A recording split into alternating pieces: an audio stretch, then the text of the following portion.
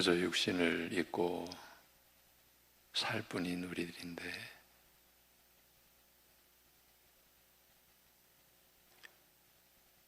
우리가 하늘나라를 소망하게 하시고 그 나라의 약속이 진실하신 하나님에 의하여 확정된 사실임을 알고 살아가게 하신 우리 아버지 하나님, 우리에게 믿음을 선물로 주신 은혜를 오늘도 또 상기하고 그래서 감사함으로 하나님 앞에 나아갑니다. 우리를 얼마나 긍휼히 여겨주셨는지, 여전히 그 크신 긍휼과 은혜와 사랑으로 우리를 품어주시니 오늘도 믿음으로 저희가 살 용기를 가지고 또 오늘이 우리에게 주어진 새날이기에 새로운 마음을 가지고 주님을 의지하며 살고자 하오니 참으로 연약하기 짝이 없는 우리의 삶이 하나님에 의하여 보장된 영원한 소망의 삶임을 오늘도 우리가 믿음으로 우리 스스로에게 증거하고 또 보증된 이 삶을 감사함으로 살아갈 수 있게 하여 주시옵소서. 예수님의 이름으로 기도하옵나이다. 아멘. 로마서 8장 31절에서 34절. 로마서 8장 31절에서 34절입니다.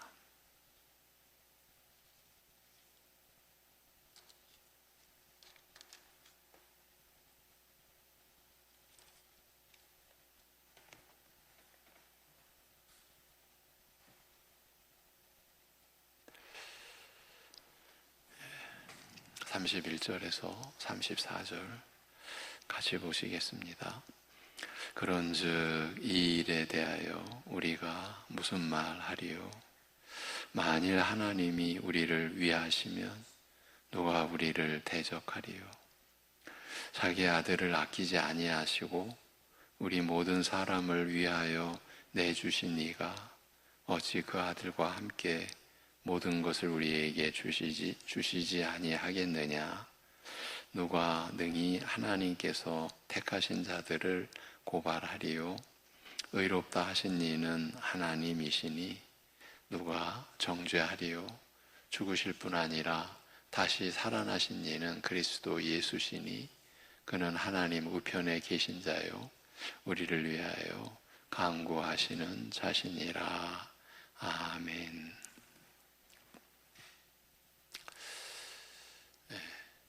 좀 엉뚱한 비유를 들어봅니다. 집안의 주방마다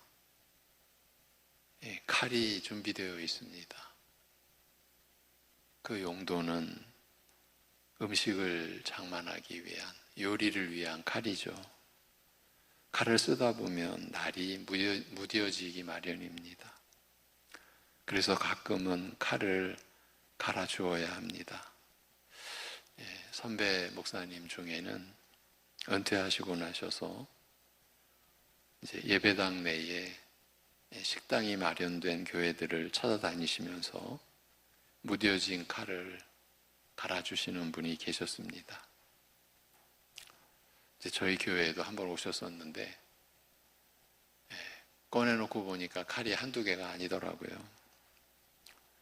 어떤 또 교회는 동네 주민들을 위해 주방용 칼을 갈아주는 봉사를 하기도 합니다.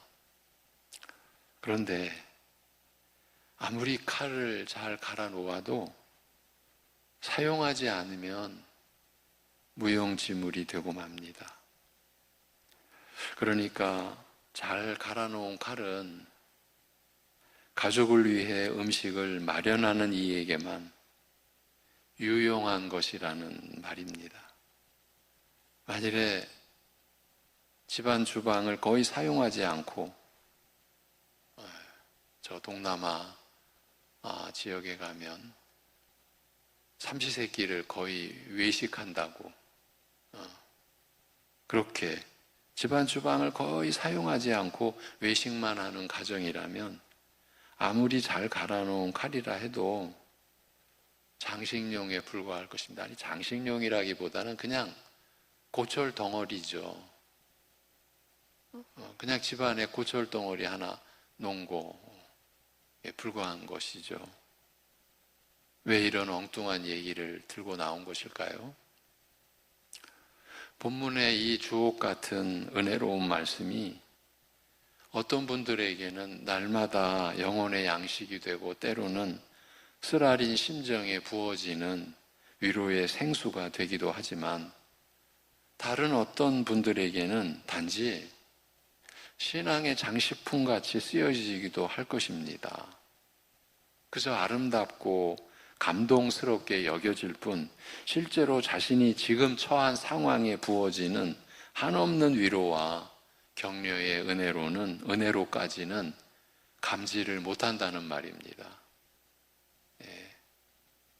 지금 내 심령에 쏟아 부어지는 주님의 위로와 사랑의 음성으로 들려지지가 않는다는 이야기입니다. 무슨 차이일까요?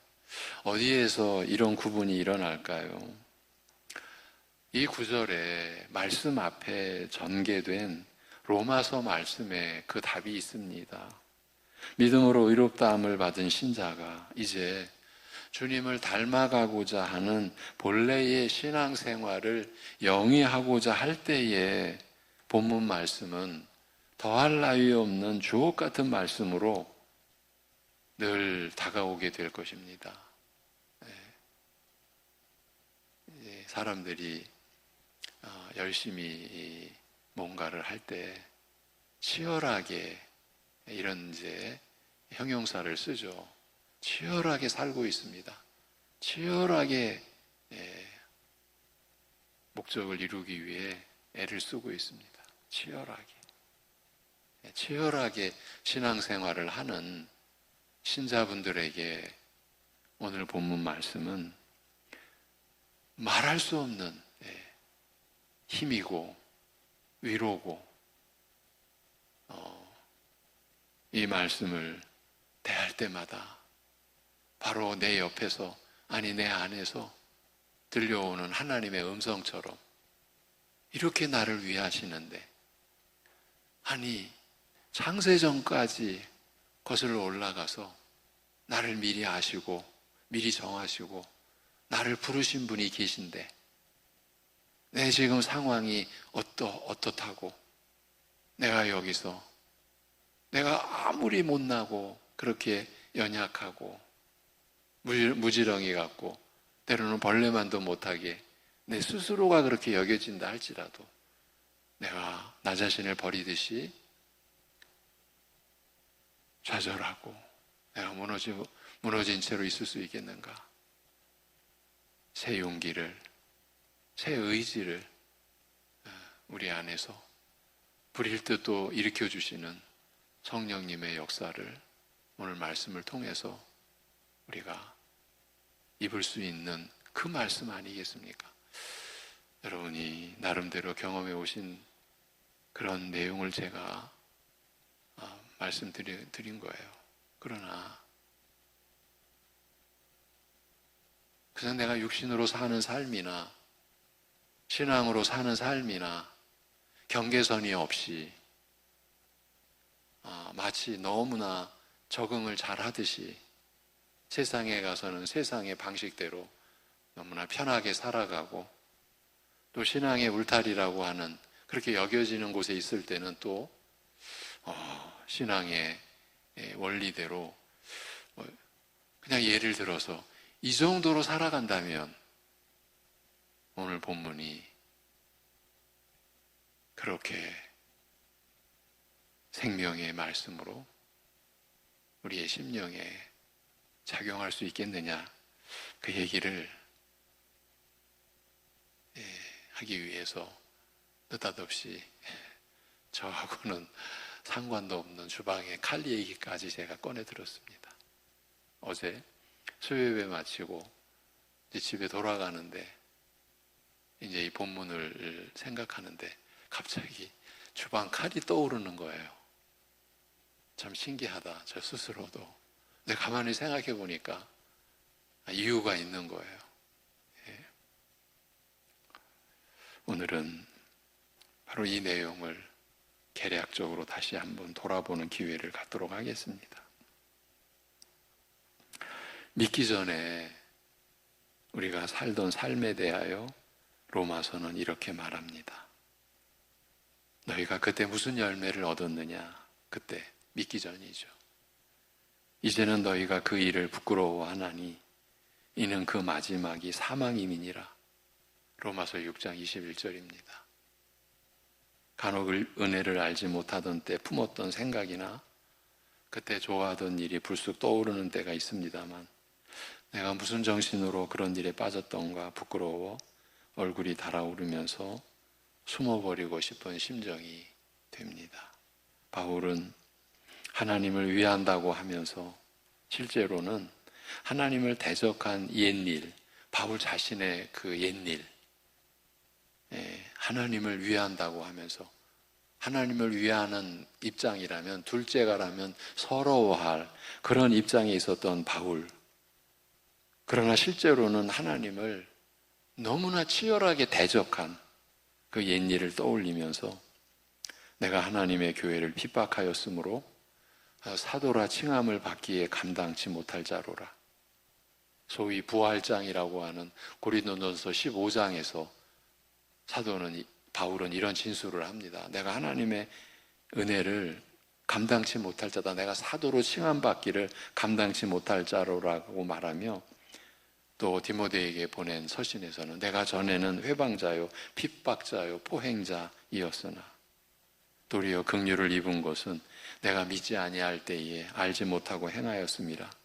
죄인 중에 내가 괴순이라고 매우 참담한 심정으로 다만 은혜를 붙들고서 고백을 합니다. 은혜를 붙들지 않고는 그런 고백을 할 수가 없는 거죠. 네. 지난주 이제 장로고시, 목사고시 우리 노회에서 고시부 사역이 있었습니다. 그때 고시부장으로 섬기시는 목사님이 바로 이 본문을, 이 디모데전서 1장 이 본문을 가지고 장로로 섬길, 목사로 섬길 분들에게 권면과 또 경계의 말씀을 하실 때 그런 고백을 하시더라고요. 자기는 지금도 60대 목사님이신데 자기는 지금도 설교하기 전에 거의 이 본문을 생각한다고. 내가 이런 자였는데 예배에 올라가기 대략 10분 전에는 더 집중해서 내가 이런 자였는데 내가 하나님의 말씀을 전하는 자리에 내가 어찌 나 스스로 감당하겠느냐. 참 귀한 말씀을 전해주셨습니다. 지금 바울은 디모데 전서라면 그의 생애, 그의 사역의 말년입니다. 그때까지도 언제나 붙들고 있고 극기하는 내가 죄인 중에 괴수라고 하는 고백. 그런데 여러분, 바울 사도가 말년에 이르러서야 죄인 중에 괴수라고 고백했겠습니까? 그가 은혜를 입었을 때 내가 이 세상 그 누구보다 죄인 중에 괴수가 아니었을까? 아니었겠나? 그런 고백을 하지 않았겠습니까? 이제 믿고 난 후 이제는 하나님을 대적하는 마음을 버리고 하나님을 향하여 화평한 마음이 되어 사랑하는 가운데 하나님의 뜻을 따라 거룩함을 추구하게 되었으니 지금 우리가 로마서 6, 7, 8장을 통해서 우리가 또 보고 또 확인했던 내용이 바로 이 내용입니다. 이제 믿고 난 후 이제는 하나님을 대적하는 마음을 버리고 이제 하나님을 향하여 화평한 마음이 되어 사랑하는 가운데 하나님의 뜻을 따라 거룩함을 추구하게 되었으니 이게 신자의 신앙생활이라는 것이죠. 그래서 적어도 마음으로 사모하고 바라게 되었으니 그래서 내가 달라지기는 하였나 보다라고 생각해 봅니다. 꿈도 꾸지 못했던 일이요. 생각에서조차 떠올린 적이 없는 이 삶에 발을 딛게 된 자기 자신을 보면서 신자에게 약속하신 새 삶이 과연 나에게도 시작된 것인가 자문하기도 하며, 하다못해 이전의 삶을 부끄러워한다는 그것만큼은 내가 전과 달라진 분명한 증거라고 고개를 끄덕여 보기도 합니다.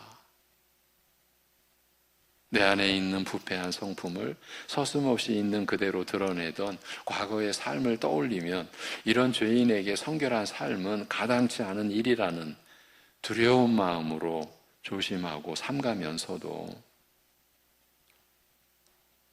믿는 자 안에 영원토록 거하시는 성령께서 나를 가르치시고 다스려 순종케 하신다 하니 날마다 성령의 인도하심을 받으면서 이런 복된 삶을 살아가게 될 것이라고 기대하며 감격하기도 합니다. 그러나 신자가 이 땅에서 사는 동안 겪게 되는 일들은 모든 것을 낙관하며 염려와 근심 없이 편하고 즐겁게 맞을 수 있는 것은 이건 아닌 듯 합니다.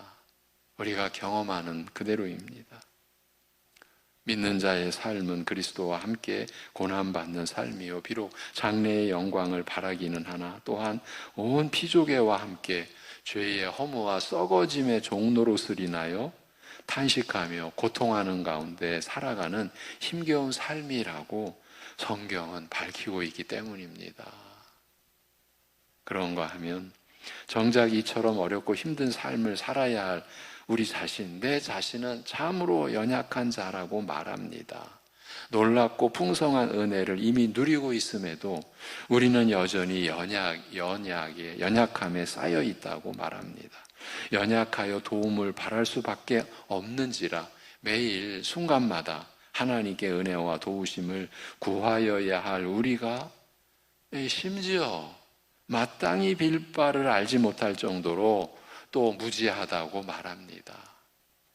더욱이 연약한 자는 어떤 일도 자신하지 못하고 늘 불안해하며 염려와 근심이 많은 법입니다. 이런 점을 고려하면 성령께서 말할 수 없는 탄식으로 우리를 위하여 간구하심으로써 우리의 연약함을 도우시는 것이나, 모든 일이 함께 역사하여 선을 이루게 하시는 하나님의 그 깊고 온전한 배려에 관하여 알린 것은 우리로 하여금 이런 염려와 불안에서 벗어나 구원에 대한 확신과 소망으로 살아가게 하고자 함이 아닌가 여겨집니다.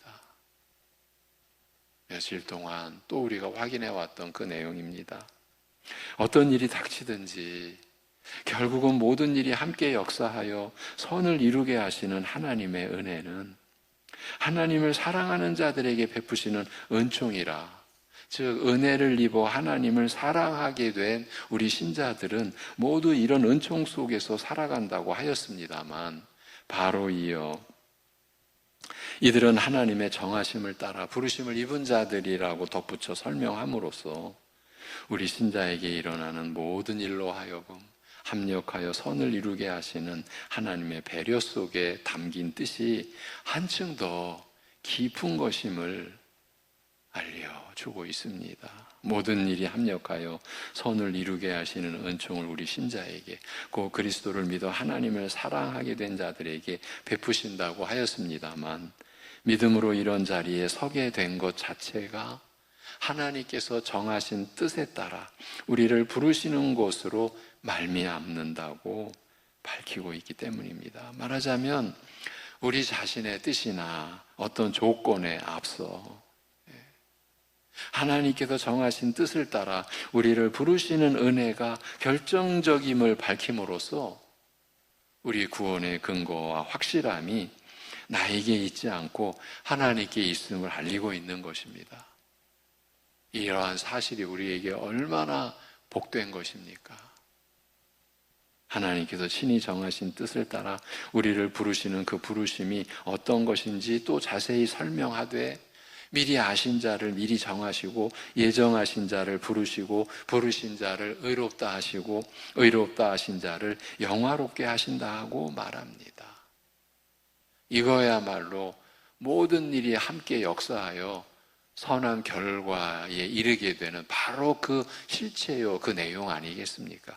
우리를 영화롭게 하시는 거예요. 네. 우리를 미리 아시고 구원하기로 예정하셨다고 함으로써 우리의 구원은 창세전으로 소급하여 이때 내리신 결정의 근원을 두고 있고 여기에서 이미 시작되었음을 알리고 있습니다. 이것이 하나님의 지혜 아니겠습니까? 우리가 전지전능하신 하나님을 고백하는 그 믿음의 고백의 내용이 이런 내용을 담고 있는 것 아닙니까? 창세전에 우리를 아시고 예정하신 바에 따라 때가 되어 우리가 지금 21세기를 20세기를 이 한반도에 살게 된 그 때가 되어 우리를 부르시고 우리는 믿음으로 그 부르심에 응답하며 이렇게 믿는 우리를 의롭다 하시고 의롭다 하신 자로 하여금 하나님을 사랑하여 순종케 하심으로써 거룩하게 하시고 마지막 영광에 이르게 하심에도 불구하고 하나님께서 우리를 부르시고 부르신 자들을 의롭다 하시고 의롭다 하신 자들을 영화롭게 하셨다고 간략하게 서술하고 있습니다. 말하자면 우리 편에서의 반응이나 개입에 대해서는 일체 언급하지 않고 우리를 부르셨을 때 그 부르심에 우리가 믿음으로 응답한 것 아닙니까?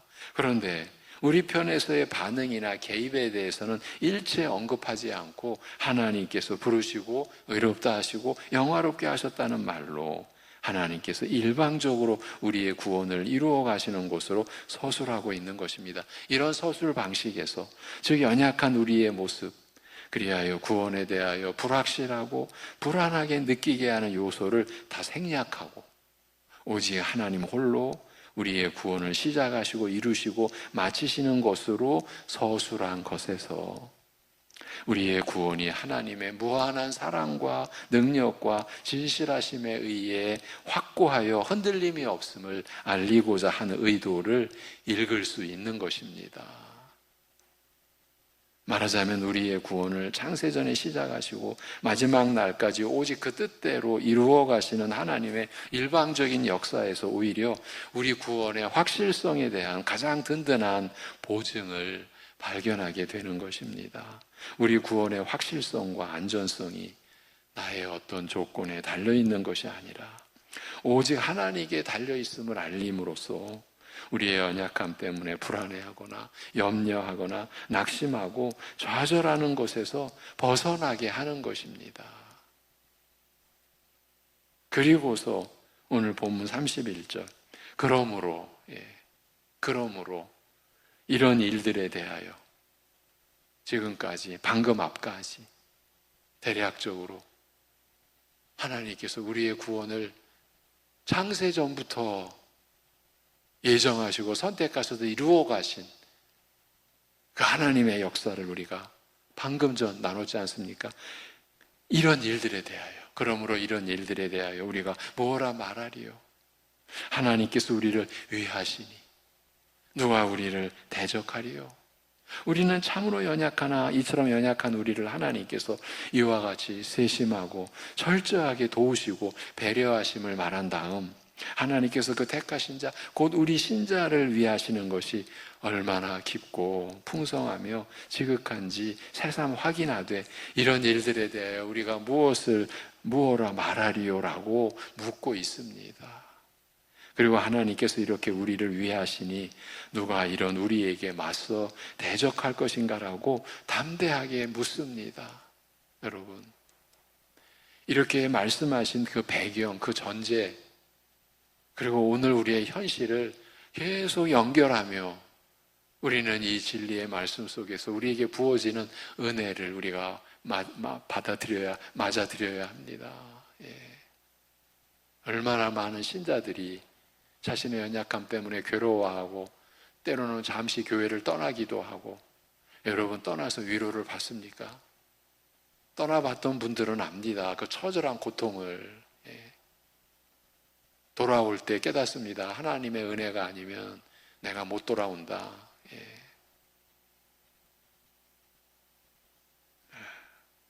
그러면서 자기 아들을 아끼지 않고 우리 모두를 위해 그를 내어주셨으니, 우리의 이것이 매 주일내 우리 신앙 고백 아닙니까? 네. 어찌 그와 함께 우리를 위해 다 내어주신 그 아들과 함께 모든 것을 우리에게 은혜로 주지 않으시리요? 이렇게까지 말씀을 하십니다. 하나님께서 우리를 위하여 베푸신 은혜가 많은 중에도 그 핵심과 절정은 바로 아들을 아끼지 않으시고 우리 죄인을 위하여 내주신 그 사랑이며, 아들을 주신즉 무언들 아끼고 베풀지 않으시랴 모든 것을 은혜로 주시리라고 단언합니다. 여러분, 우리가 확인하는 바, 우리 죄인을 위하여 내주신 이 아들을 내주신 이 사랑을 우리가 고백하면서도 우리는 또 하나님께 받은 사랑에 차별을 두지 않습니까? 누구는 더 많은 사랑을 받은 것 같아.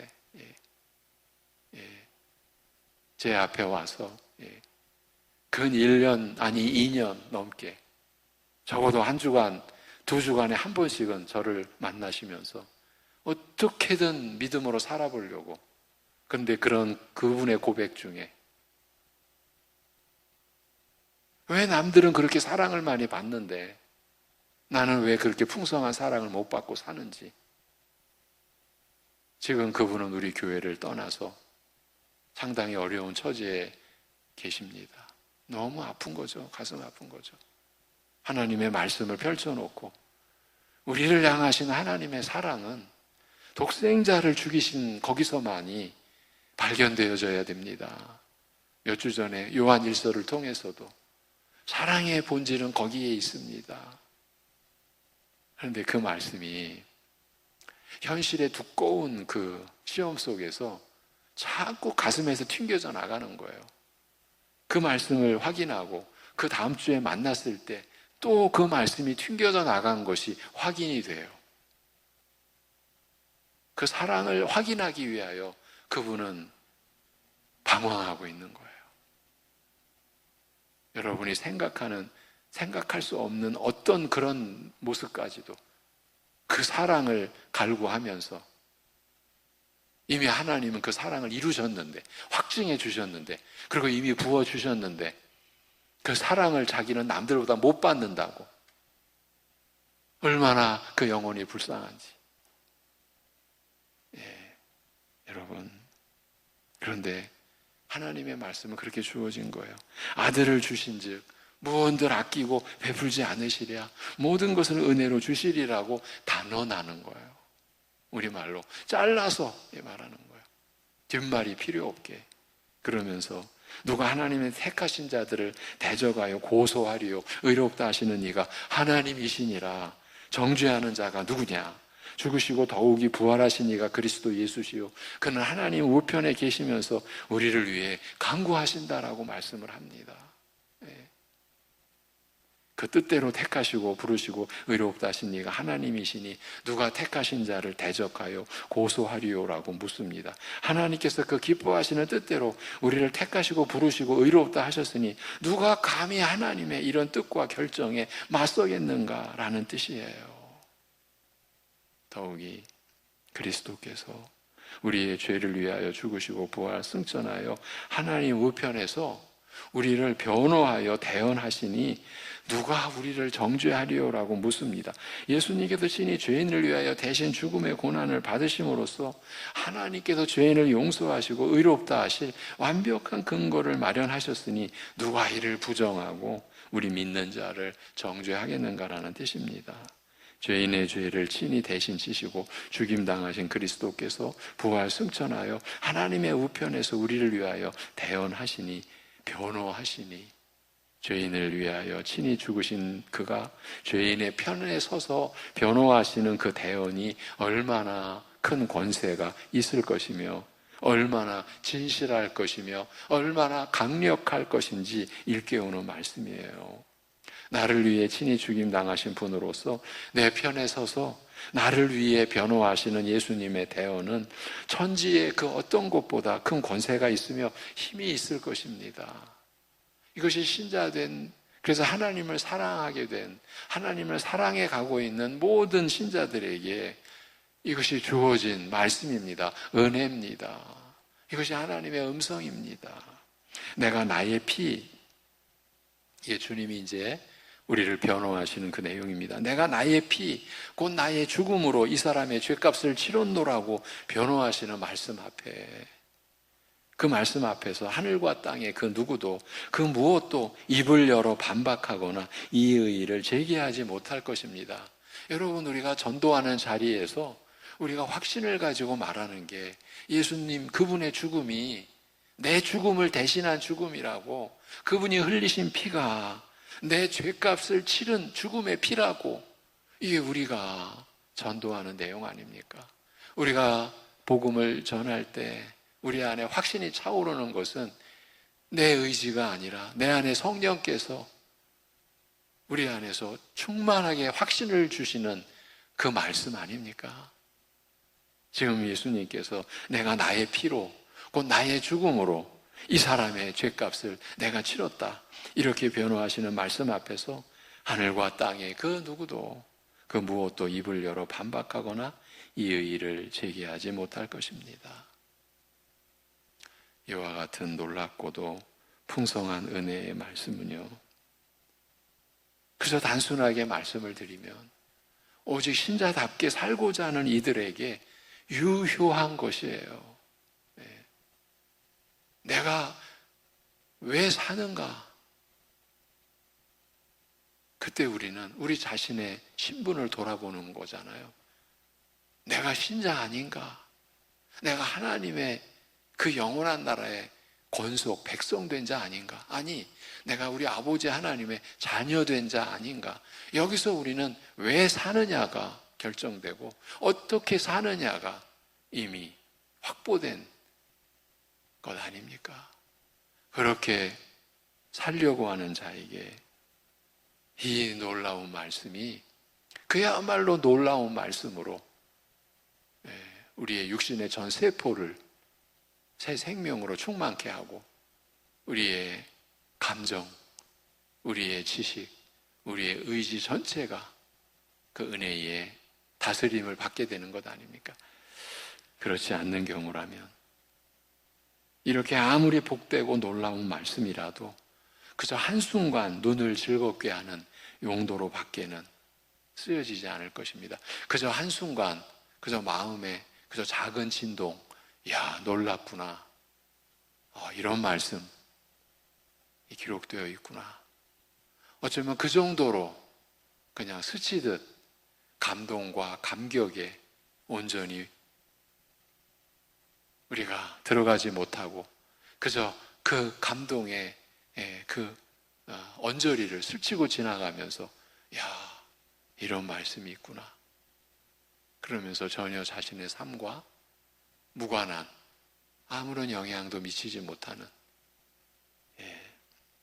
그런 용도로 밖에는 쓰여지지 않을 수도 있다라고 하는 말씀을 드리면서 이 한 주간의 본문으로의 말씀의 여정을 마무리를 하겠습니다. 기도하겠습니다. 하나님 아버지, 온 나라 국토가 마치 하늘이 열린 듯 쏟아지는 비로 인하여 신음하고 있고 그 안에서 생명을 잃기도 하고 삶의 터전을 한순간에 잃어버린